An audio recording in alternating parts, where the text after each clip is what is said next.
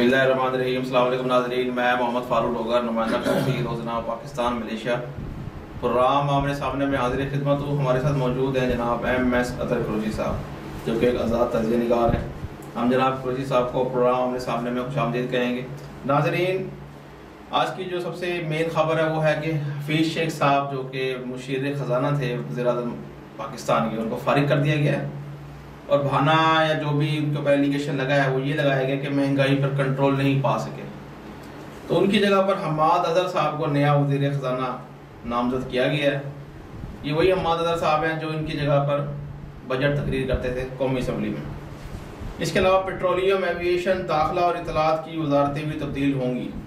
नए वज़रा को भी शामिल किया जाएगा और साथ साथ एक और नया काम होने जा रहा है कि वजारत इतलात और नशरियात को दो वजारतों में तकसीम किया जा रहा है ताकि मज़ीद लोगों को अकोमोडेट किया जा सके। एक वजारत इतलात अलहदा होगी, वजारत नशरियात अलहदा होगी। पाकिस्तान की तारीख में ये पहली बार ऐसा हो रहा है। इसके साथ साथ मुल्क में जो कोरोना वायरस है जो बेकाबू हो चुका है, खासतौर पर पंजाब में पब्लिक ट्रांसपोर्ट बंद हो चुकी है। मेट्रो बस और जो ऑरेंज लाइन ट्रेन है वो बंद हो चुकी है। इसके अलावा जो KPK के मज़ीद जो हैं 6 ज़िला में स्कूल बंद कर दिए गए हैं। 1 अप्रैल से शादी की तकरीबात पर मुकम्मल तौर पर पाबंदी लगा दी गई है। तीसरा जो मेन जो टॉपिक है वो है मुल्क में शदीद महंगाई जो इस वक्त आई हुई है। इतनी शदीद महंगाई के बावजूद IMF के कहने पर उनकी शराइत पूरी करने के लिए नेपरा ने बिजली के नर्ख बढ़ाने का फैसला कर लिया है। जी कुरैशी साहब, हफीज़ शेख साहब तो चले गए हैं। बिस्मिल्लाहिर्रहमानिर्रहीम वरफ़ाना लका ज़िक्रक सदक़ल्लाहुल अज़ीम। अस्सलामु अलैकुम वरहमतुल्लाहि वबरकातुहू। नाज़रीन, उम्मीद करता हूँ कि हमारे तमाम मुसलमान बहन भाइयों ने जो कल का दिन गुजरा है और रात गुजरी है बरसों की, उस रात के अंदर खूब दुआएं की होंगी मुल्क की बेहतरी के लिए, अमन और खुशहाली के लिए, तरक्की और कामयाबी और कामरानी के लिए और अपने अहले व अहबाब के इसाले सवाब के लिए जो दुनिया पानी से खात्मा बिलखैर ईमान की सलामती के साथ गुजर गए। नाज़रीन, ये तो हमारा काम है। अल्लाह रब्बुल इज़्ज़त ने हमें अपने प्यारे महबूब सैयदुल मुरसलीन खातमुन नबीय्यीन मोहम्मद मुस्तफ़ा सल्लल्लाहु अलैहि वसल्लम की उम्मत में भेजा है और हमें ईमान की दौलत से मालामाल किया। ये बड़ा उसका एहसान करीम है। हमें चाहिए कि उनकी तालीमात पर भी अमल पैरा हो और जो फरमाने रसूल सल्लल्लाहु अलैहि वसल्लम हो उस पर अमल पैरा होने की भी कोशिश करें। इसी तनाजुर में ये बात मैं कहता हूँ कि जनाब अली, जो आपने कहा कि हफीज़ शेख साहब की छुट्टी हो गई और हम्माद अज़हर, अच्छा हम्माद अज़हर और हफीज़ शेख में फ़र्क क्या है? एक बजट बनाता है, दूसरा पेश करता है। एक ने मिलकर उन्हीं के साथ बनाया, जब असेंबली में पेश किया गया सारे सवाल जवाब उन्होंने दिए। हफीज़ शेख एक पॉलिटिकल बंदा नहीं है, वो वर्ल्ड बैंक का बंदा है, जबकि हम्माद अज़हर जो है वो पॉलिटिकल बंदा है, PTI का बंदा है। अब वो भी वर्ल्ड बैंक का बंदा बन चुका होगा। अब बन चुका होगा भाई, वो पुरानी हो गई बात। अब बात ये देखे, बात सुने, हमने ये सुना है और देखते भी आए हैं, ट्रेन चाहे उसके अंदर कितनी अच्छी खूबसूरत बोगियां लगा दी जाए, आप बोगियों को बार बार तब्दील भी करते रहे। जैसे होता है ना, गाड़ी चाहे कितनी आप जो है ना वो उसके टायर अच्छे डाल दें, नए टायर डाल दें, रिम वाले टायर लगा दें, सब कुछ कर दें, इंजन उसका जो है खटारा होगा। इसी तरह जब ट्रेन का जो है हमारा जो इंजन है, जो उसको खींच के लेके जाने वाला है, उसमें कोई ताकत ही नहीं है। तो पिछले चाहे डब्बे बदलते रहे, चाहे मुसाफिर बदलते रहे, वो ट्रेन जो चल के नहीं देगी। तो इस वक्त जरूरत जो है ना वो डब्बे बदलने की नहीं है, सही है ना, इंजन जो है वो क्या नाम है, बोगियां चेंज करने की जरूरत नहीं है और ना ही मुसाफिर चेंज करने की जरूरत है। असल में हमें इंजन की तब्दीली की जरूरत है। अच्छा, तो हमारे जो गाड़ी के आगे इंजन लगा हुआ है ना, वो असल में उसकी सारी बैटरियां डाउन हो चुकी हैं। ऊपर वाला हिस्सा अपर चैम्बर उसका हमेशा खाली रहा है, सही है, और जो दीगर जो कुछ थोड़ी बहुत थी वो दूसरी और तीसरी के बाद वो भी मामला खत्म हो गए। अब जो कुछ इज्जत और भरम था, कंटेनर में खड़े रह के अपोजिशन के अंदर काम करने वाला, दूसरों के ऊपर लान तान करने वाला, और जिन लोगों पर जिन जिन बातों पे उन्होंने लान तान की थी, वो सारे काम, वो सारे अमल उन्होंने खुद कर लिए। कशकोल हाथ में नहीं उठाऊंगा, हाँ बचपन से कशकोल उठाता आ रहा है, अच्छा। कशकोल हाथ में नहीं उठाऊंगा। वो भीख मंगा जो है ना, वो अस्पताल के लिए भी मांगता था तंदे, फिर आप पता नहीं किस किस चीज के लिए मांगता था, नहीं करूंगा नहीं करूंगा, वो सारे काम किए। फिर IMF के पास नहीं जाऊंगा नहीं जाऊंगा, मर जाऊंगा, खुदकुशी कर लूंगा। वहां भी जाके अवाम, अच्छा खुद को अपने आप को बचा लिया, खुदकुशी नहीं कही, अब अवाम को खुदकुशी करने पे इस शख्स ने मजबूर कर दिया। अच्छा, हफीज शेख, चाहे हमाद अजहर, चाहे वो जितने भी दूसरों की टीमों जो ना सारे डब्बे आगे पीछे शफलिंग करते रहते हैं ना, वो करते रहेंगे, कुछ नहीं होगा। अच्छा। क्योंकि इनके पास कोई पॉलिसी नहीं है ना। जो 200 आदमियों की टीम थी, मैं उसको तलाश कर रहा हूं जब से इनकी हुकूमत आई है। अच्छा। आपके पास एक 200 आदमियों की जो एक बेहतरीन टीम जिसको लेकर आप हुकूमत करने के लिए आ रहे थे, जो बड़े बड़े दावे किए थे, वो कहां चली गई? आपने सारे लोंडियार पार्टी इकट्ठी करी, सारे लोटे, और वो भी बेपैंदी के लोटे इकट्ठे किए, आपने जनाब अली अपनी टीम बना ली। मैं जनाब अली काबीना इंतहाई मुख्तसर रखूंगा, सही है, जैसा भी आपने बताया ना कि अब अभी तो समझ लो शलवार सीने की जो ना वजारत अलग होगी, नाड़ा डालने की वजारत अलग होगी। ये नियाजी साहब का तब्दीली का नारा है। ये तो तब्दीली का नारा जो आएगा ना, वो नारा डालने पर आएगा। तो जिस तरह तब्दीली की ना, हर चीज का तब्दीली करेंगे वो। तो आप मेरी इस बात को नोट कर लिए, शलवार सीने की वजारत अलग होगी और नारा डालने की वजारत अलग होगी। जो ये इनके करतूत हमारे लोग जो देख रहे हैं, दुनिया जो देख रही है, दुनिया भर में जगहसाई भी हो रही है, मजाक भी उड़ रहा है कि जनाब अली जो कल हमने जैसा प्रोग्राम में कहा कि मालियाती हवाले के जो प्रोग्राम हो रहा है, दुनिया भर के छोटे छोटे मुल्क में आ रहे हैं, पाकिस्तान चलिए जनाब। अभी तो आप देखिए, मैं एक बार बार ही कहता हूँ, आगे आगे देखिए होता है क्या। अभी तो अभी रद्दो बदल जितनी भी कर लेंगे कोई फायदा नहीं मेरे भाई। आप जब पुरानी बॉडी के ऊपर, पुराने चेसिस के ऊपर नई बॉडी चढ़ाते चले जाएंगे, कोई हासिल नहीं होगा। आपने इंजन तब्दील करना है, आपने अपना जो है जो कोचवान है ना, जो इन सबको लेके चलना। देखिए, अगर कौम के अंदर एक लीडर होता है, मैं मिसाल, ये बहुत मिसालें देते हैं ना नियाजी साहब, आज मैं मिसाल देता हूँ। मलेशिया के अंदर मलेशियन कौम, अगर आप ये वो मलेशिया मुल्क है जिसको भुट्टो साहब ने इमदाद दी थी अपनी हुकूमत के अंदर, आज उसका देखें, उसका ग्रोथ रेट कहाँ है, वो कहाँ खड़ा हुआ है। कल 2 दिन पहले बांग्लादेश ने एक स्टैटिस्टिक जारी की है, वो देखें जनाब वो कहाँ पहुंचा हुआ है, सही है। उसका ग्रोथ रेट क्या है, 5 पॉइंट समथिंग है, आपका क्या है, पॉइंट भी नहीं है, 1 भी नहीं है। ये अगर उनको लीडर मिल जाए ना, बात होती है लीडर मिलेगी। मलेशिया को महातिर मोहम्मद की शक्ल में लीडर मिला, उसने इंफ्रास्ट्रक्चर डेवलप किया। सबसे पहले मलेशिया में क्या काम हुआ, आप बातें करते ना बहुत बड़ी बड़ी, मेरे सामने हो तो फिर मैं आपको जवाब दूं, बैठे हैं टॉक शो करें मेरे साथ, मैं आपको बताऊंगा कि आपका कहाँ का आपने जो सारे कुछ जो कुछ किया वो कहाँ से जो ना किन किन लोगों ने कहने पे किया है, और क्या क्या आपने मजीद करना है। इंफ्रास्ट्रक्चर महातिर मोहम्मद ने मलेशियन कौम को बनाकर दे दिया। उसके बाद आप देखिए मलेशिया तरक्की की तरफ गामजन रहा। हमारे यहाँ इंफ्रास्ट्रक्चर हमारे इदारों ने कंप्लीट कभी होने नहीं दिया। जब किसी हुकूमत ने कोशिश की पाकिस्तान को डेवलप करने के लिए, रोड पे बनाने के लिए, तमाम चीजों को करने के लिए, उसकी हुकूमत को पूरा नहीं होने दिया गया, उसको रास्ते से हटा दिया गया। जब तक इंफ्रास्ट्रक्चर मुकम्मल नहीं होगा, देखिए मैंने पहले भी एक प्रोग्राम में कहा है, मैंने कश्मीर का विजिट किया, वहां पे फल सड़ जाते हैं, नीचे आ ही नहीं पाते मंडियों तक। क्यों? क्या रोड मैप नहीं है? जो थोड़ा बहुत पिछली 2 हुकूमत ने पिछली एक ही हुकूमत ने काम किया रोड मैप के ऊपर, और वो मैं तारीफ इसलिए आपसे करता हूं कि उन्होंने वाकई काम किया है, उन्होंने इंफ्रास्ट्रक्चर थोड़ा बहुत दिया है। अब आप उसको भी नहीं संभाल सक रहे, उसको भी नहीं चला सक रहे। ये तो जंगला बस कहते थे, अब इसको जंगला बस कहते थे, फिर जंगले खुद लगा दिए। बात ये है कि जब आप जैसे बेशर्म और बेहया लोग जो हैं वो हमारे सरों पर आकर बैठ जाएंगे तो मुल्क का क्या बनेगा। मैं बार बार कहता हूं, बेशर्म बेहया, जिनके पास जमीर नाम की कोई चीज नहीं है, कि बार बार अपने थूके हुए को चाटते हैं, बार बार अपने थूके हुए चाटते हैं और दंदनाते फिरते हैं ऐसे, इसलिए कि आपको सपोर्ट हासिल है हमारे इदारों की। बात सिर्फ इतनी सी है, अगर आपको इदारों की सपोर्ट हासिल नहीं होती, आपकी चीज क्या हो, आपको कोई पूछने वाला नहीं, आपको कोई घास डालने वाला नहीं। और दूसरा जो आप सपोर्ट लेकर आए हो वो बैरूनी एजेंसियों की, जिन्होंने आपको फंडिंग की थी, उनके आप जो अहकामात की पैरवी कर रहे हो। अब आप देखिए ना, महंगाई आसमान से क्या पता नहीं कहां से, मैं तो कहूंगा महंगाई जहन्नुम से भी आगे निकल गई है, सही है।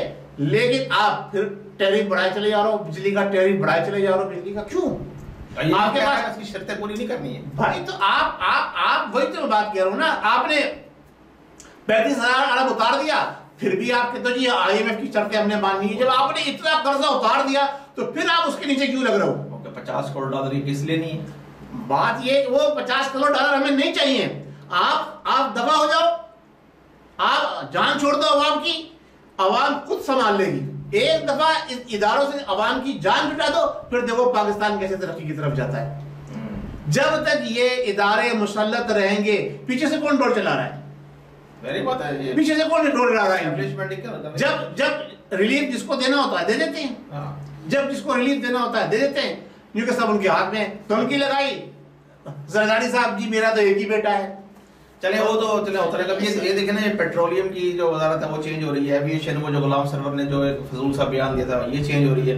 दाखिला आपके दोस्त की वजारत भी चेंज हो रही है।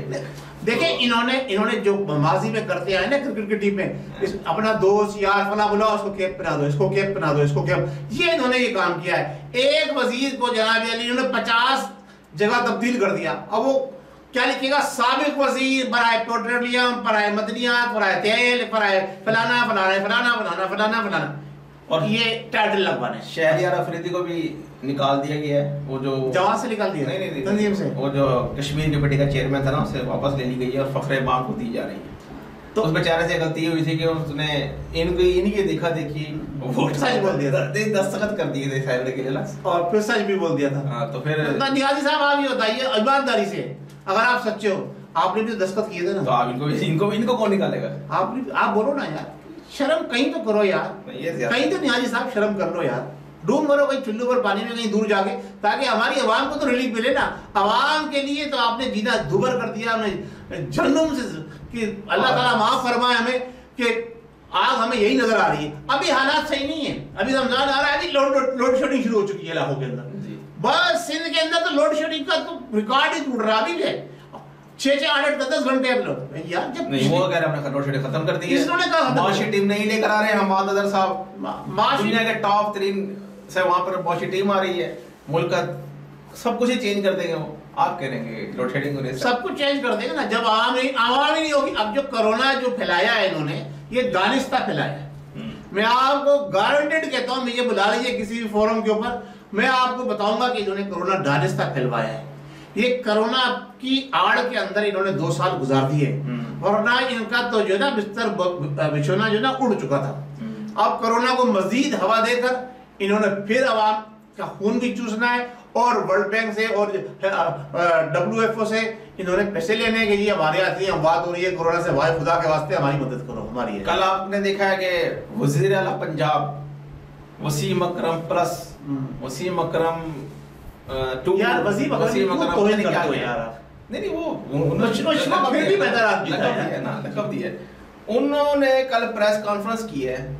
आप अब देखिए कि पाकिस्तान का सबसे बड़ा सूबा हर लिहाज से, उसका सीएम, हर लिहाज से नहीं, आबादी के लिहाज से, माफ कीजिएगा, आबादी के लिहाज से, हर लिहाज से नहीं, सबसे बड़ा सूबा अगर आप दें हर लिहाज से, सबसे ज्यादा रिव्यू देने वाला सूबा सिंध भी है और शेर कराची है। नहीं पंजाब आबादी के लिहाज से, आबादी के लिहाज से जो भी है, पर एक मेन सूबा है, ताकत के लिहाज से कह लें। तो प्रेस कॉन्फ्रेंस कर रहे हैं वजीर आला पंजाब सरदार उस्मान बुज़दार साहब, तो कहीं से भी नहीं लग रहा था कि ये शख्स एक पाकिस्तान के इतने बड़े सूबे का वजीर आला है। उसको लुकमे देने के लिए 3-4 पीछे खड़े हुए वजीर, वो जो कहता था वो बोल जाता था। तो इंग्लिश में कोई सवाल करता था तो उसको ऐसे मुंह देखता था जैसे पता नहीं क्या है। ये नियाजी साहब भी तो यही होता था ना, ये क्या है, एक ने आया इस कान में कहा, इन्होंने ऐलान कर दिया, दूसरा आया उसने इस कान में कुछ कहा, इन्होंने ऐलान कर दिया। इन्हें यही नहीं पता पहले क्या ऐलान किया था, अब क्या ऐलान कर रहा हूँ, भूल गए होंगे। जी हाँ, तो ये जनाब उस्मान बुज़दार साहब की कल प्रेस कॉन्फ्रेंस आप देखिए, रोना भी आएगा, मैं तो देखता ही नहीं भाई, इसलिए कि पाकिस्तान मैं लोगों को देखता ही नहीं, और ये इसकी हालत है। अल्लाह ताला रहम फरमाए, अगर अकल हुई होती दी होती उसने नियाजी साहब को, तो कब की इज्जत के साथ चले गए जब टाइटल तो मिल गया था इनको। वो तो कह रहे थे मेरे खिलाफ 50 लोग भी इकट्ठे होके आ गए, तो मैं तो घर चला जाऊंगा। इनके सारे दावे पूछे ना, इनके सारे दावे जुड़े हो चुके हैं। मैं एक आर्टिकल पढ़ रहा था, उसमें उसने कहा कि कौम,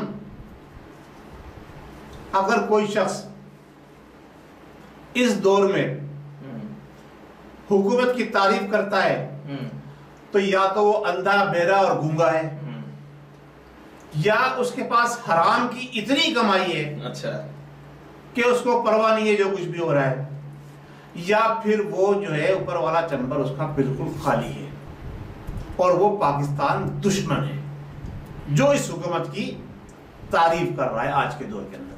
वरना जो कुछ पिछली तमाम हुकूमतों को मुगल्लिज़ात अवाम ने बकी थी वो सारी नियाज़ी साहब को दे दी गई हैं, लेकिन ये ढीठ की तरह से जो है ना बने हुए और बैठे हुए, इसलिए कि इनके साथ सपोर्ट है जूते वालों की, इनका मुआवजा, अगर इनका मुआवजा जो करें, इनका जो मुआवजा होना चाहिए, इनसे पूछा जाना चाहिए कि भाई 3 साल में आपने किया है पाकिस्तान के लिए, या पाकिस्तान की, चलो आवाम के लिए तो किसी न किसी क्या करना, पाकिस्तान के लिए क्या किया है, ऐसा कौन सा कारनामा अंजाम दे दिया है। भाई जिन लोगों ने तब्दीली हो गई थी, पाकिस्तान तो कहां से कहां पहुंच गए। अब यही सवाल मेरा हमारे जो इनके सपोर्टर है उनसे है, मुझे आप ये बताइए, जितने भी सपोर्टर हैं, आप लोग भी हमारे बहन भाई हो, बात ये है कि आपको अकल कब आएगी। आप ये कहते थे ना कि जियाले जो ना अकल से कोरे हैं और पटवारी जो है वो अकल के अंधे हैं, सही है, आपको कब अकल आएगी? अभी नहीं आएगी। आपको कब अकल आएगी? अब आप बताइए, आप उनको जो गालियां दे रहे थे, आप ये गालियां अपने ऊपर खुद ले रहे हो या नहीं ले रहे? अपने जमीन को जगा रहे हो या नहीं जगा रहे? अगर नियाज़ी साहब ने कुछ किया है तो बता दो, हाँ, कोई ये काम भी अच्छा कर गए तो बता दो, दिखा दो हमें।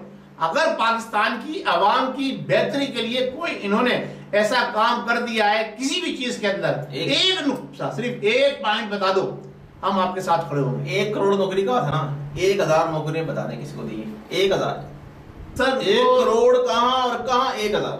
हम ये कहते हैं कोई डेवलपमेंट का एक बेहतर कोई काम कर दिया है जिससे आम आवाम को, जो 22-23 करोड़ की आवाम है उसमें से कोई 50,000 को भी कोई फायदा पहुंचा तो बता दीजिए।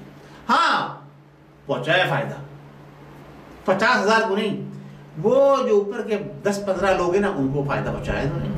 सीमेंट पे फायदा पहुंचाया, अभी वो राज खुलेगा, अभी सीमेंट का आने वाला है, सीमेंट की सब्सिडी का, सीमेंट का भी राज आने वाला है। शुगर का तो आपके सामने आ चुका है, आटे का आपके सामने आ चुका है, ऑयल का आपके सामने आ चुका है, गैस जो बाहर से इन्होंने इंपोर्ट की सारा वो सब आ चुका है, सीमेंट का भी बहुत जल्द आने वाला है। बता दूं मैं नाज़रीन आपको, ये सीमेंट की भी कहानी खुलने वाली है।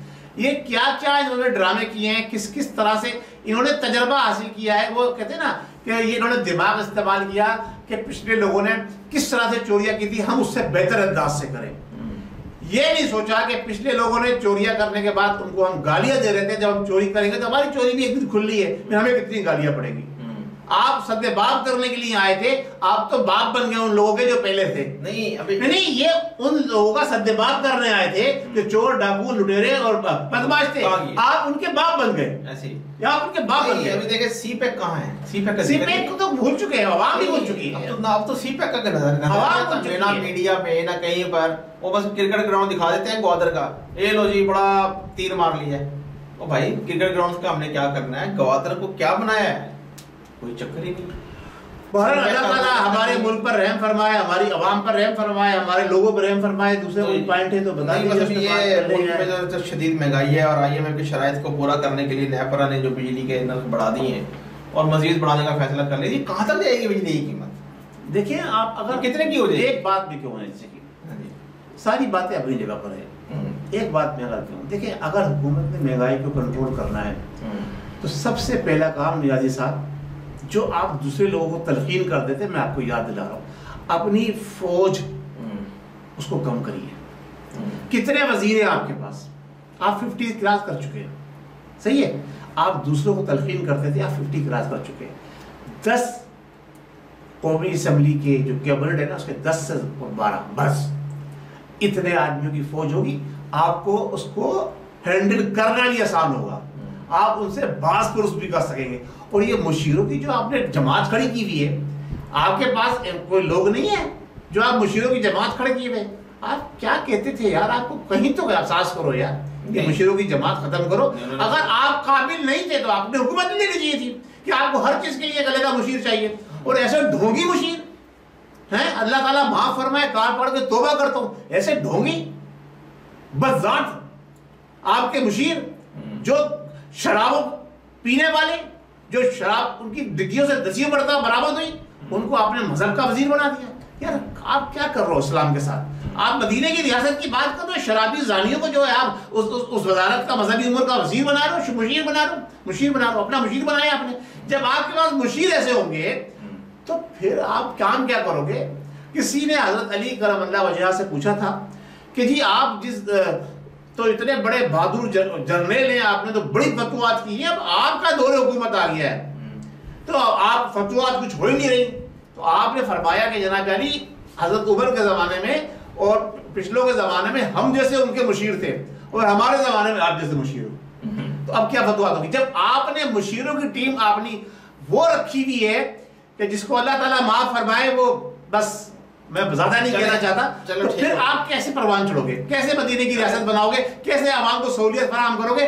कैसे आप आवाम का दुख दर्द बांटोगे जिससे आप बकौल आपके उनसे आप वोट लेकर आए हो? अगर आप सच्चे हो, आवाम के वोटों से आए हो, आवाम ने आपको जनाब वज़ीर आज़म बनाया है, तो आपको पहले आवाम की मामला को सुधारना होगा। वरना हम जो कहते हैं वो सच है फारूक साहब कि ये एजेंट है, ये बैरूनी एजेंट है, ये बैरूनी एजेंडे में काम कर रहा है और पाकिस्तान को जो है वो जमीन के अंदर दफनाने की कोशिश करने की जद्दोजहद कर रहा है और कामयाब नहीं होगा।